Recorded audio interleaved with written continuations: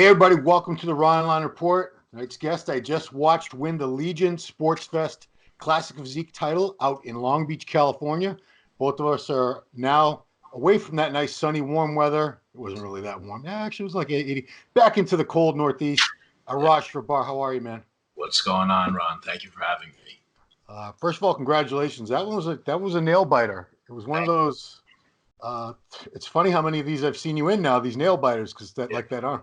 I still think about that Arnold Classic with you and Breon. Yeah, that was close. That was tight. That was a great show. Yeah. But this one came down. It was one of those cool sports movie kind of endings where you got beat the week before, but then the Rocky music and the montage, and you beat him the next weekend. It was kind of cool. Yeah, you can't make this stuff up. That's why the win for me was just that much better because. I made such a big improvement in such a short period of time. Yeah. Well, let's the Olympia is kind of old news now, but I hadn't talked to you since way before the Olympia, I believe. I think you were like 2 weeks into prep when we did our last interview. It's been a while. Yeah. So what happened at the Olympia? I know that's a terrible way to phrase it, but 8th place is not where Arash Rahbar belongs in the Olympia. So I appreciate that, Ron. What happened? I think what I told you, I don't remember the interview word for word, but I think what I told you is what I did. I improved and I brought my best. I feel that my physique was the best ever at the Olympia. I feel that I was more well-rounded. My waist was smaller. My legs came up. I got more back detail, and I was very, very conditioned. But for prejudging, I looked soft. Look, at the end of the day, people will say they see us in that prejudging, and they just, oh, you got better, you got worse. It's a science. And the thing with me is I didn't have many bodybuilding shows under my belt. I didn't have many bodybuilding prep peak. Hold on. People don't realize when you say that, they're going to think it's like 30 or 40 shows. This show was what, like your 10th or 11th contest ever? It was 7th before this week, and this week became 9th. You've only done 9 contests ever. So I kind of jumped to the top when I was number 2 in the world quickly. When I got number 2 in the Olympia, it was my 3rd bodybuilding contest. Wow. And the reason I say that bodybuilding is because I have to peak and make weight. That's the thing here. So, people are constantly saying, how come you look so great in your social media picture a week out and then on stage you look different? And the main reason is because I have to make weight a day before. Some of the shows in 2016 were the day of. So I'm getting more and more experience, losing the Ultimate Warrior and having to stay in California unplanned was a beautiful thing for me. I learned a lot from it. I improved a lot. And I think the key is doing a lot of shows. A lot of people say you get burnt out, but that has to do with the individual, how they get conditioned and how much they eat. But doing multiple shows close together allows you to test out different things. And for the Olympia, I was my best. I looked incredible. The videos that I posted were not filtered. They're not photoshopped. They're videos. They're real videos a weekend of the show. But, I have to make weight and then I have to rehydrate. So without getting into the science and teaching someone how to carb up, because it's different for everybody, It's difficult to carb up and water load. So rehydrating becomes tough when you're carbing up because you can retain water. So some people can handle it. I can handle it to a certain point. And then what most bodybuilders do is they get to a certain point of carbing up is they start pulling back the water so they don't get watery. Yeah. The thing with me and a lot of my clients, a lot of bodybuilders, we need water to stay hard and full. Yeah. So I'm learning that more and more, and I'm pulling back on the carb ups. I'm carving up less and less and less. So for the Olympia, I carved up even before weigh-in. For the Ultimate Warrior, I only carved up after the weigh-in, but I carved up heavily and drank, and I looked great. And then in prejudging, I was a little bit soft. I don't think I spilled. I just think out of fear of spilling, when we pull water, I get soft. For the Legion, I drank a ton of water after weigh-in. I carved up very lightly, and I drank a lot of the water the day of the show. So tell people, when did you weigh in? I was there. It was the athletes meeting. I was right there. So that was it was about noon on.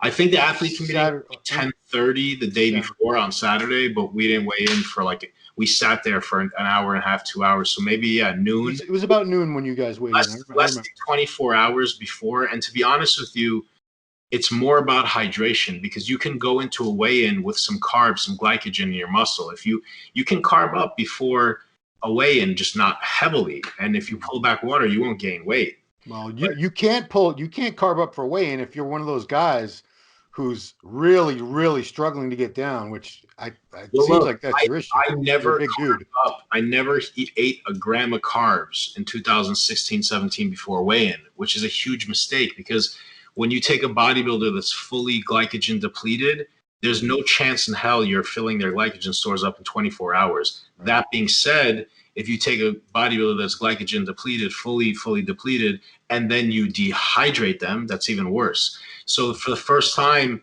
the Arnold, I carved up prior to weigh-in. And what I did was I have no veggies in. I pull back on protein. I watch water. Carbs are not going to make you gain that much weight unless you chug water with it. And obviously, we're not talking about massive bowls of oatmeal with 5 cups of water. We're talking about some rice or rice cakes. So, for these 2 shows, I didn't do that. But in retrospect, I think carb backloading prior to weigh-in, but I'm not talking about 800 grams, 1,000-gram carb ups. I'm not talking about a Juan Morel carb up. Even though Juan is an alien and he doesn't gain weight, God bless him, if I ate that much, I would gain water and retain. And it might look great. It might be intramuscular water, but it's weight.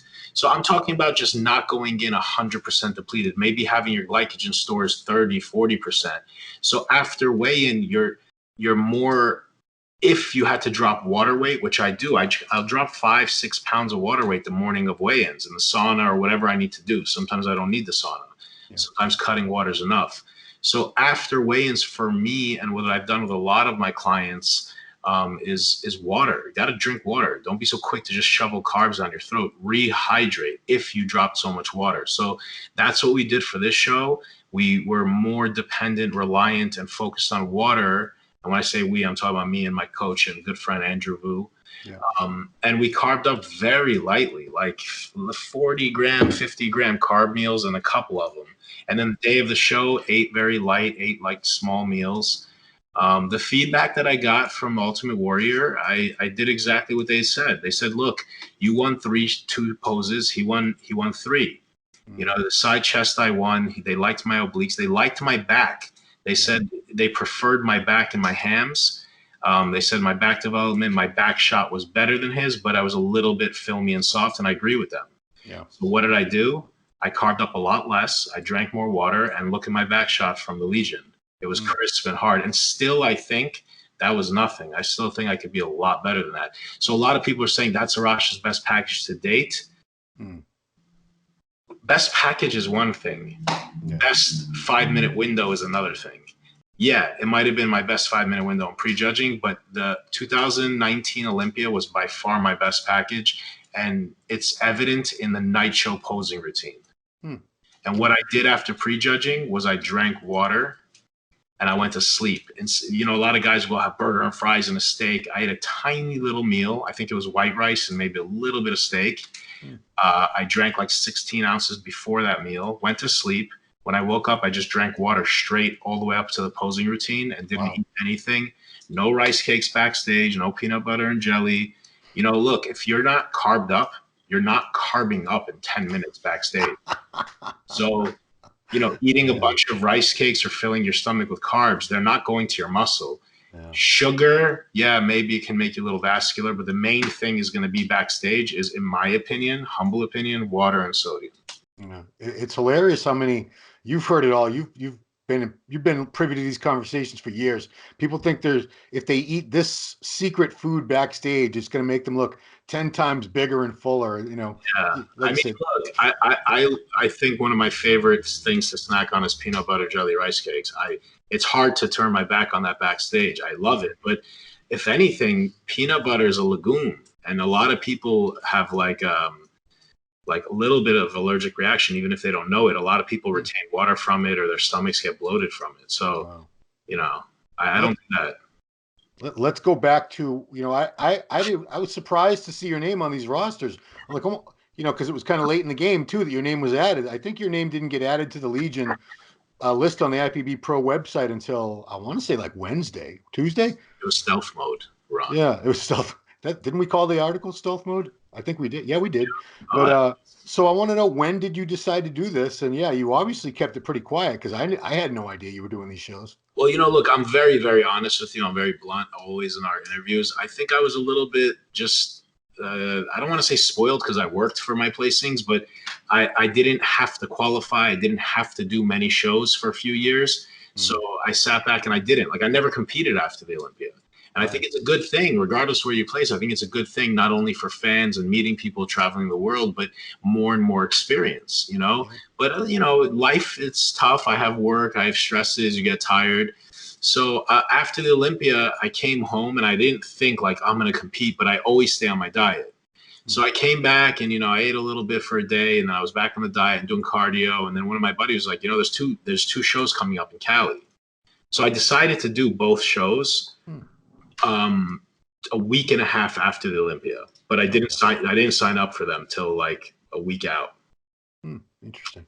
Now, I saw you posting from, it looked like, unless it was the location was wrong on there. Did you get there early, like late October, early November? Were you spending the last couple weeks of prep out there or no? No, no, I flew in Wednesday before the Ultimate Warrior that week. So I was just in Cali for about 13 days in total. Okay.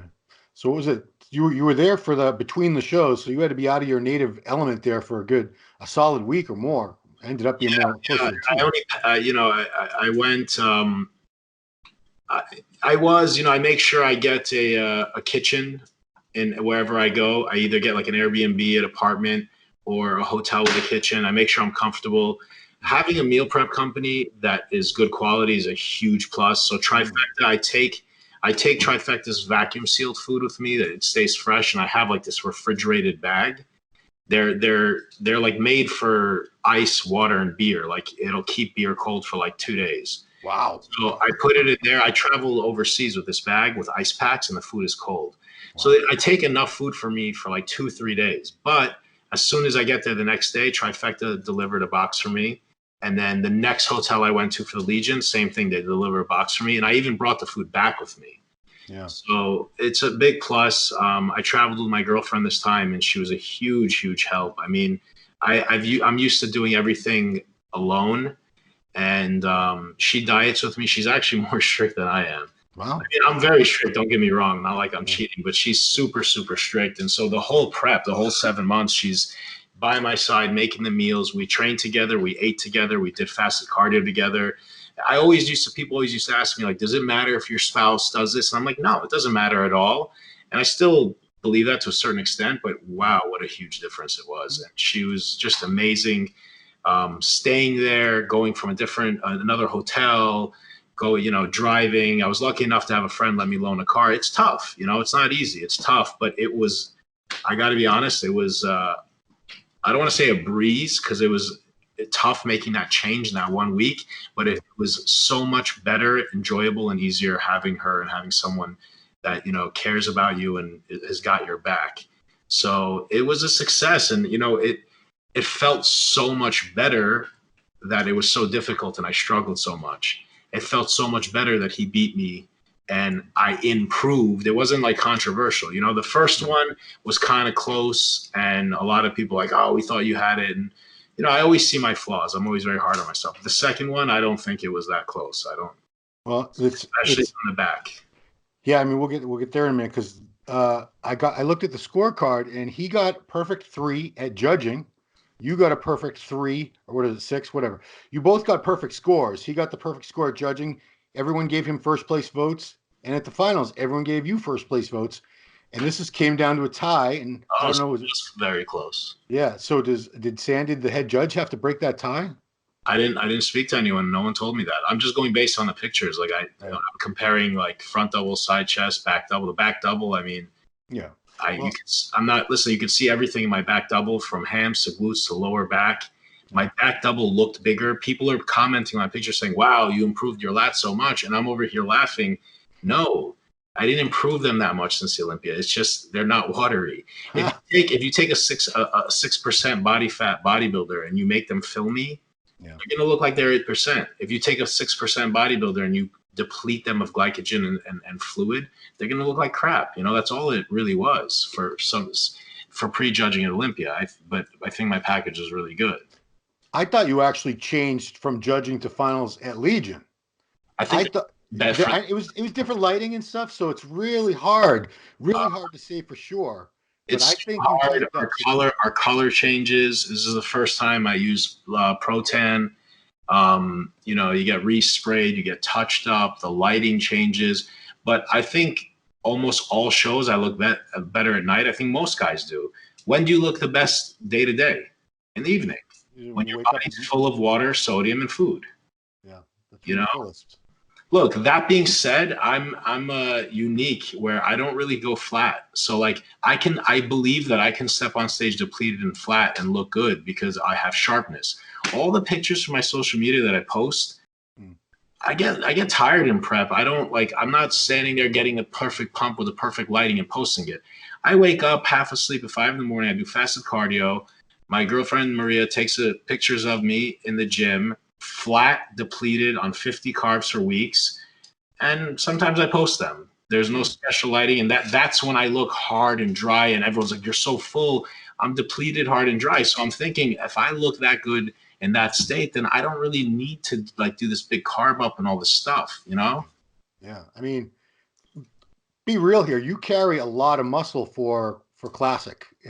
You're very much on the borderline of, is this guy too big for classic? Because I know you have to get to, was it 210 for your height? 15. But if I'm too big for classic, then all the classic bodybuilders are too big for classic physique because they're all bigger than me.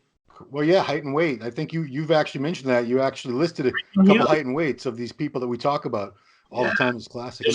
There's only one that isn't, and I think that was Frank Zane. But I mean, who do we consider classic? Give me some names. Mensa brothers? The Mensa brothers, no, never. I would say Bob Paris, Lee Labrada, Barry DeMay, Frank Zane. Okay, Zane and Bob at a certain point, yes, they had more of that thin look. But Ron, do you think they would place right now today? No. So leg development. Lee Labrada in his early days, okay, yeah, he would make the weight, but not later on in his career when he was dense and thick. Yeah, because he retired. He was about 5'6", 190, 195 when he retired, I believe. 5'6", 195. He would not make weight. George Peterson was in that weight, and he's not 5'6". No, I don't know the weights and heights of the T, but George is like what, a 5'7", 5'8", and he's 190. Yeah, our cutoffs are low, man. Our cutoffs are very low. They are, and that's why the shorter guys are the most complete. That's it, you know. And I'm not too big at all. I need to grow my legs. I want to put on some mass on my legs this off season. Yeah, well, I'm not saying you're too big. I'm just saying the back, the width, the delts, the chest. I mean, it's a lot of muscle. You carry a ton of muscle for classic guy. Classic is probably, I'd say classic, and you could say the same for women's physique. You see such a crazy range of mass on the same stage, on the same pro stage. Somebody will be on the low end of that, and they'll look more almost like a bantamweight or a lightweight. And then you got someone like yourself. You look like, as big as a national level heavyweight, maybe a little taller than the average heavyweight. Listen, I have a decent sized frame. I'm on the tall side. Yeah. The only guys that are taller than me that place well, Henry did well that 1 year, and his legs are too small. He did well because he was so sharp and he had such a pleasing look, but his legs are way too small. Chris is a beautiful flow, beautiful shape. But it could be argued that me and Chris are on the taller side. Chris is a lot taller than me, and we're veering on a little bit being incomplete if you compare us to the shorter guys, Breon and George. Breon and George are very, very complete. You know what I mean? Chris, his back and this and that, but his legs are really big, but he's got the overall look. So the taller guys at the weight limit, I think it's hard to be complete. It's hard to bring up a weak body part when you're constantly in a deficit and you can't let yourself gain weight. Yeah. So. Well, that brings up an interesting point, because when Chris beat Breon, all of a sudden we started hearing that now the standards, the criteria are all shifted, and they're not looking for they're not judging it like bodybuilding anymore. Like when you say Chris isn't complete, if I'm judging him against other bodybuilders, if he was competing in that, I'd say, yeah, his back's not thick enough. His biceps are really See, high. I'm a fan of Chris's. I'm friends with him, and I'm a real big fan of his physique. I don't mean that in any disrespectful way. Oh no, Chris absolutely. will But say it himself, and I'm the first one that tears myself apart. I'll tell you what my strengths and my weaknesses are. I'm just saying it how it is. yeah, If it was bodybuilding straight, look, I always said it's a bodybuilding show. This is a bodybuilding show. yeah, But if it was straight up and down bodybuilding criteria, then George probably would have won this year. absolutely, absolutely. And Yeah, he was exactly what they were told was Breon's a little bit more classic looking than George, and Chris is more classic looking than Breon. That's it. Now, if yeah. Chris wasn't as big as he was and he wasn't as polished, then I'm gonna give it to him just because he's classic looking. He's a good bodybuilder. Yeah. I mean, he comes, like I said, he's the guy. If you want to say what everyone's got their own opinion of what classic means, and there's no real one true definition that everyone seems to agree on. But it does seem now that there is the division is setting itself apart from bodybuilding, particularly in the way it's being judged, in that it's not all about, well, everyone's got the balanced physique and the back and the chest have to be in proportion and all this. And I, I think I think it is shifting to where now you're going to see people that are true classic in the sense that they have to have a certain type of proportions. And I think in this case is probably I would give the advantage to the guys who are 5'10" to 6'1" because it's more impressive. It's more, like back in the day, Barry DeMay, I think he was 6'1", 230 in his prime, which would make the classic cutoff. He's one of the few that would make the cutoff, I believe. It's just a very impressive look when you see a 6 foot tall guy with shoulders and lats this wide, a waist like this, and flaring quads. Thanks, babe. It just wows you. I agree. I think, look, as time passes, more and more guys come out of the woodwork. The kid from the Asian kid that was in the top 5, Yeah, he had a very pleasing look, and you couldn't take your eyes off him. His skin, his posing, his demeanor. But you want to break it down, not balanced, yeah, upper body not big enough to match the lower body. Conditioning in the legs wasn't, up to par, in my opinion, for a top 5 Olympian. But he had a nice look. That's all. yeah, Listen, yeah. at the end of the day, man, like I've been following bodybuilding for over 25 years. It's always been something. Now we got classic physique, but even when we didn't, we only had bodybuilding. There was always arguments and politics because a ball is not going through a hoop at the end of the day. It's not a cut and dry, you pass the checkered flag. It's opinionated. There's human beings judging you. It's always going to be like that. My advice to the competitors, be a competitor. You ask me questions about competitors, I give you my honest opinion, but I'm not a judge. Yeah. I didn't go and study the top 3, top 5 of the show that I didn't win. I look at them, but I don't, I don't tear them apart and judge and give my 2 cents on social media because that's not my job. My job is to be the best possible version of myself. My job is to be the best possible athlete I can be and bring my best package and not kick and scream. If you're going to kick and scream and you're going to complain politics, go play golf, man. The sport's not for you, Well, I did want to mention one thing is that this is another pro win for you. It had been a couple years. You started off winning your first 2 pro shows. Am I right? Yeah, I really, it sounds crazy saying it out loud. I haven't won a pro show since 16. Right. So I won Pittsburgh, I won New York, then I got second in Olympia and I qualified. It was a hell of a year. Then Hell of a rookie year. Then I went in the Olympia. Then I went in the Olympia and I got 4th, but I still qualified. Then I did the Arnold, I got 2nd. Then I did the Olympia and got 5th and still qualified. Right. So, I in retrospect, do I wish I did more shows and learned more? Yes, but it wasn't that I didn't. I was busy and I also had some injuries. So I was trying to battle improving and battle with the injuries. And like right now, if I want to do the Arnold, there's no time for off season, right? So again, Arash doesn't get an off season another year. I've never truly given myself a true off season where I can kind of just let my body breathe and grow. And even now that I'm going to do that, I don't really want to let myself go above, a certain weight. I can easily get up to 260 or more. It's not a pretty 260. It's not a Phil Heath looking 260. Yeah. But I don't want my body weight to rocket over 240. It's just too much weight. Right. But you know how it is. You got to eat. You got to eat to grow. And if, like I made a lot of improvements in my legs and that was all in a caloric deficit. That was all in prep. I've been dieting for 7 months. Jeez. Yeah, honestly, because I hadn't seen you since the Olympia, and obviously no one had. It seems as if you were able to improve your legs from the Olympia. That's the way it looked to me. And this, No, I was a lot closer to the stage this time than I was at the Olympia. I think I did. Like when I'm looking at I always kill myself about my legs. From 2016, the judges don't really like Steve. I spoke to Steve in 16. He said, no, you're fine. You're balanced, And then the past year he told me you got to bring them up because I think my upper body got so big. But I have a TFL issue we talked about, and that really affects the outer quad. My outer quads need to get rounder and bigger. And, I was looking at the pictures and I feel like my legs did improve since the Olympia, but there's two things. There's two factors. One, I didn't kill myself with cardio. I was so conditioned for the Olympia. We pulled back cardio earlier. And then from the Olympia till these shows, I only did 30 minutes a day.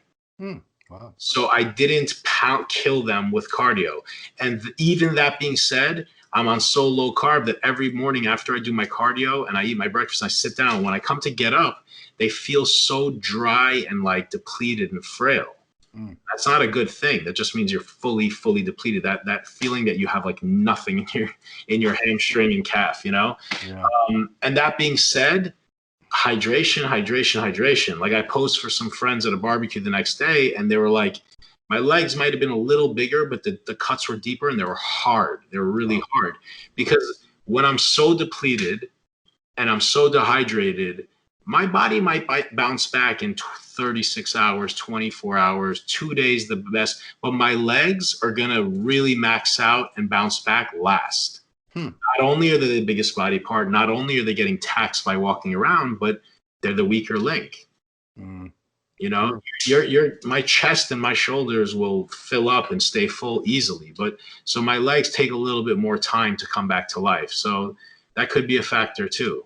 Yeah. Well, you said something interesting in another interview I was eavesdropping on, which I probably shouldn't have, but you said, you don't go flat, which I don't think I've ever seen you where I would say you were flat, but you say there have been a couple judgings, like the Olympia judging, where you felt you did go flat. Like at the Olympia, like there was no pop in 17 and also in 18. Was it 18? 18 was the year you did the Arnold earlier in the season. Yeah, 18, I got fifth. There was no pop in the morning. And this year, too, I looked soft and like kind of, but I don't think I was flat. I don't think I was glycogen flat. I think I just looked soft because I needed more water. I get hard and full when I drink water. Yeah. Yeah, because like I said, I think you were where I made it in my play-by-play notes. I put it out there. I said that from the back, lower back, hams, and glutes. I've seen them a lot crisper on Arash. And then what was it? 4 hours later, there they were. All the details that I've been missing. They were all of a sudden you had leaned out. It looked like legion from morning to night. Yes. Okay, so in that period of time, I didn't eat a lot of carbs. I just drank more water. I really think I like the idea of carb backloading.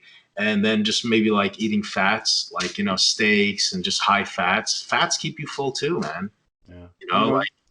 You've done so few shows relative to most of these guys you're standing next to. Some of these guys I've seen for years and years, and they're former bodybuilders, especially. It's a science, and still it's evolving. You're constantly evolving, but to kind of have a game plan and know what your body needs, like I feel so much better now and more confident, and like, all right, this is what I need to do. The closer I am to weigh-in weight, the easier it is. Dropping weight in a sauna is not fun, and it could be taxing. It could make you look good sometimes too, because the vast majority of the water you're losing is subcutaneous. That's the first water. You're not losing intramuscular water in 20 minutes in the sauna. Now, 2 hours later, yeah, it's coming from everywhere. But when you're so lean and you're dropping 5 or 6 additional pounds of water, I'm not talking about somebody that's a bloated mess. Guys that are sweating on stage like really profusely, those guys can lose like 10 pounds in a sauna in 2 hours. Seriously. I think I've seen some of them do it on stage, lose 10 pounds sweating. Yeah. Like I woke up dry on Saturday for the Legions, and then I went to the sauna. That was tough because there wasn't much water to lose. Right. Yeah. One thing I always I'm curious. I don't think I've asked too many guys. You're sponsored by Dymatize. You've been with them for how long now? I'm on my third year now. Okay. So do you talk to them about before you decide to do a contest? Do you make any consultation with them, or do they give you free reign to either compete or not compete or do whatever you want? They ask me what shows I'm doing, and if they can be there, they're there to support me and whatever I need. I couldn't be happier with them. They're an amazing company. First and foremost, I've been using them for over a decade. I was using their products when I was younger. Yeah. And it's top-notch quality. I can honestly say I never had protein powder in my preps. I use ISO 100 in my preps, and I posted on my Instagram while I was in California. I get all my supplements for free from Dymatize, part of my sponsorship. I bought 2 jugs of ISO 100 while I was in California because I took a Ziploc bag for me and Maria to have, for one of our meals each. And I guess I measured wrong and we finished it. So I went to Vitamin Shop and I actually bought a 1.6 pound jug. I was like, oh, this should be enough. We finished that one. I bought 2 of them and I bought chocolate peanut butter. So, I don't promote things that I don't use. I have all 9s watermelon in here right now. I make my Italian ices with it. Their products, I believe in them. They're good quality. I use them in my prep, and my physique is what it is. I think what we put in our bodies is very crucial. Not only the supplements, but the food as well. Yeah, I'm not taking low grade supplements because they're cheap, and I'm not going to eat low grade food because it's cheap and try to perform and be the best possible version of me. You're not going to go race a Ferrari on the racetrack and put in shit gasoline, are you? I would hope not. Econo gas on the corner. Yeah, you're going to put race fuel in that thing. So everyone's probably wondering, how many scoops of protein powder was Maria using at every serving? You guys blew through that jug. No, she'll do 1 scoop, 1.5. Okay. Sometimes we'll do like the protein pancakes. They come out incredible. We just add a little bit of egg white, some cinnamon to it, and we cook it on high heat. We cover it and it puffs up. Oh, and baking soda. A little bit of baking soda. Which one's the one that tastes bad? I keep mixing them up. Baking powder? Baking powder or baking soda, babe? Baking powder we use baking powder. Baking soda tastes like crap. I didn't even know those are 2 different things until just now. I made this mistake a million times. Baking powder is for cooking. Baking soda is for like scrubbing stuff. So baking powder, ISO 100 chocolate peanut butter, whatever flavor you like, some cinnamon, and then I put egg whites. And it fluffs up. It becomes like a pancake and it gets thick. And then whatever your diet is, your topping, sometimes I'll take more ISO 100 and make it thick and gooey and spread it over. If you're allowed peanut butter in your diet, put peanut butter on it. And then I make protein ice cream too. And sometimes I'll have those together. Wow. Now, any syrup involved? You can use syrup, but like if you use Walden Farms or sugar-free syrup, they have aspartame sucralose, so that's up to you. I use Now, the company Now, liquid stevia, like English toffee or maple stevia. And stevia is a natural sweetener, so you're better off using that. It's incredible. Other stevias taste bad. Man, well, now you maybe want pancakes, but text me. I'll teach you how to make it. I grew up in the restaurant business, and I started bodybuilding when I was 13. So like I'm very, very handy in the kitchen. I got to do an ebook or something. You owned a restaurant, didn't you? Yeah. All right, so let's take it to where you're headed from here, because like you said, you've never had an off season.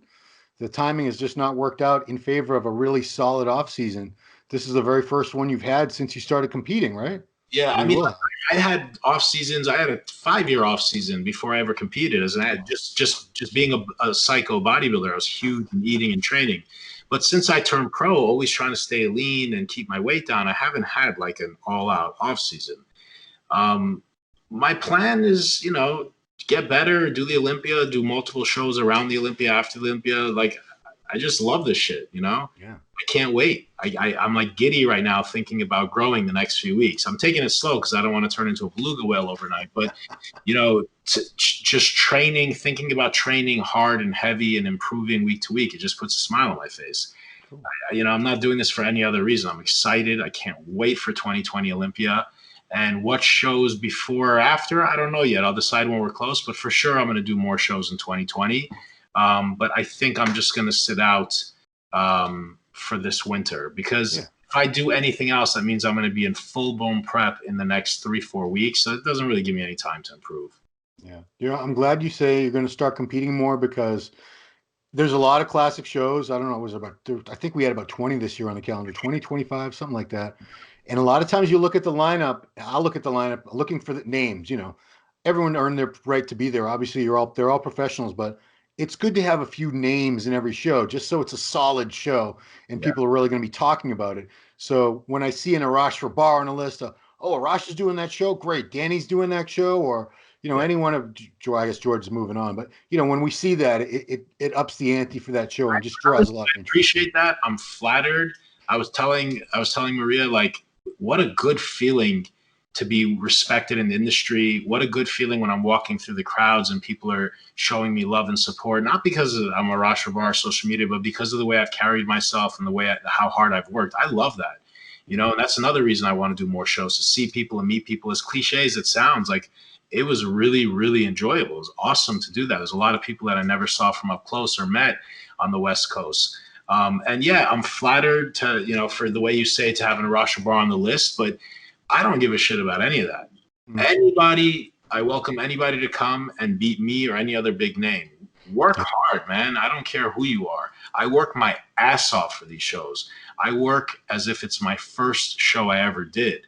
And I see it in their physiques and in their eyes backstage. A lot of them have what it takes to beat me physically, but they don't do what I do. And I'm not, I'm never worried about being outworked. And I know you hear that from a lot of people, but I genuinely believe that I beat a lot of people that out-genetic me.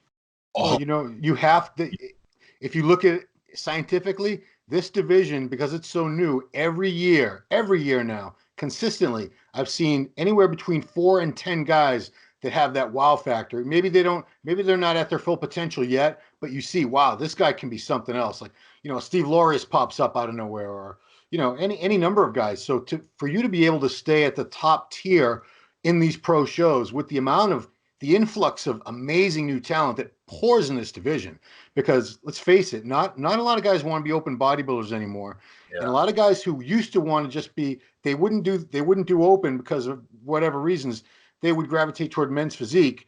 Now that they have another option where they don't have to push things so extreme, a lot of those guys. So look at this gene pool. Look at what we're getting. This talent pool is just getting deeper and deeper. Guys that have ever been backstage with me that have that wow factor, go ask them if Arash said anything to you. I've said something to every single one of them. I've told them the potential they have, and I'm blown away by them. And I always tell them, but I see them come and go all the time, and I see them under conditioned and underworked a lot of the time. They have what it takes, and I'll tell them the truth. I've told guys right before we were about to step on stage and compete together that, bro, you have what it takes to be a 5-time, 10-time Mr. Olympia. Yeah. How do I benefit from saying that to a guy that's about to compete with me? Yeah. It doesn't, listen, that's not gonna make him beat me. He's got to put in the work. I'm telling him the potential he has. Right. And let's not ever take anything away from bodybuilding, because we're all here because of bodybuilders. Absolutely. And like, I understand a lot of guys don't want to be that big or this or that, but one factor wannabe is that a lot of guys can't be. And we got to show these guys a lot of respect. It is not easy being that big and pulling it together with condition and water retention. For all you smaller guys out there, let me tell you something. The bigger you get, the harder it is to dial things in and the more water you carry. Yeah. I mean, just look at relatively, you put a ripped 200, a guy who's in contest condition but needs to drop water, 270-pound guy in a sauna a few times a day for 3 days. How much water is he going to drop versus a 160-pound guy in the same situation? Yeah. Maybe like 4 pounds, 5 pounds. These guys are big, man. They're a lot bigger. Like, people will say things like, a lot of people on social media make comments about like me going to 212, and it makes me understand that, like, I get that you guys are fans, but they don't understand bodybuilding at all. Yeah. I'm way too tall for 212, first of all. Secondly, I'm having a hard time making 215. At 212, I look like a toothpick compared to the 212 guys. The 212 guys are so thick because they're short. And people say, oh, go to open. I'm flattered. But it's not that easy, guys. You put me next to an open guy on stage, they're a lot bigger than me. And, maybe some of them aren't, but the top guys at my height, I'm not short. I'm 5'10 and a half. Yeah. You're not doing open at 230, 240 pounds at 5'10 and a half. You're north of 250. So we're talking We're talking about 20, 25 pounds of muscle. Every time I see a quote unquote ignorant comment like that on social media to anybody about you should be in this division, you should, I always think, you know what, they just don't know any better, and they mean well. They're fans. Yeah. And, you know, they want you to go where they happen to think you're going to do. You know me. You know my cutoff's 215, and I'm having a hard time making it. I'm not. I guarantee you, a lot of these people don't even know that. You know, Samir did 212. Samir Trudy, yeah. Yeah, I'm a huge fan of Samir's shape. I don't think he did well in the 212 in the Legion, but I'm a huge fan of his physique. I think he has one of the most pleasing physiques in the IFBB. Me and my girl were watching him check in, and we're just like staring at his calves. His calves are the size of my quads. Like, you know, at 5'10", I would never be able to get my calves that big. You know, Flex Lewis, his calves and forearms are massive. Oh, dude. Yeah, people don't know the 212 guys. The Dave Henry, Jose Raymond, Flex. These guys are Eduardo Correa. They are packed. They are just thick and dense.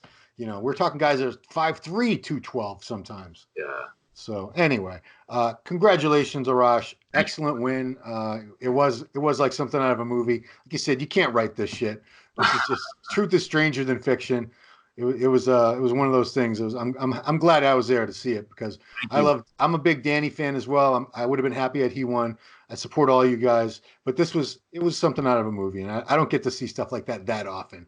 So thank you. Sorry I missed you at the show, man. The backstage there is configured so funky. I always love my interviews with you, man. Just next time, throw something at me if you see me walking away. It was a beautiful theater, but yeah, I couldn't find shit backstage. I heard the pump. I said, where was the pump up room? Because I didn't spend much time looking for it, but it was outside, right? There really wasn't a pump up area. I mean, it was just standing in backstage. Like there was no, you know, it was whatever you had. Like, yeah, I mean, no weights and stuff. Everything else about the show was excellent. That was my only probably notes for next year. If it's going to be the same place, so yeah, they did a great job. It was my first time doing it. It was my first time being there. It was an awesome show, and I'm honored to be a part of it and to be the victor and to have that trophy with the cape. I took that. Yeah, that was cool. Everyone, what is that? I'm like, yeah, Chris made it very unique, very special. I like the way this guy runs shows. It's very superhero. It's like you know, a lot of these promoters have been doing it for like 40 years or whatever, so they have their old ways of doing it. But Chris says he's a younger guy, he has a lot of ideas and making things fresh and cool. So anyway, congratulations. Looking forward to seeing what you can do between now and next fall. I think we're going to see yet another version of Arash that's going to be something cool. All right, so everybody, please follow him on his social media. It's just your name on Instagram, Arash Rahbar. Do you have a YouTube channel as well? Arash Rahbar as well. Arash Rahbar, easy enough, guys.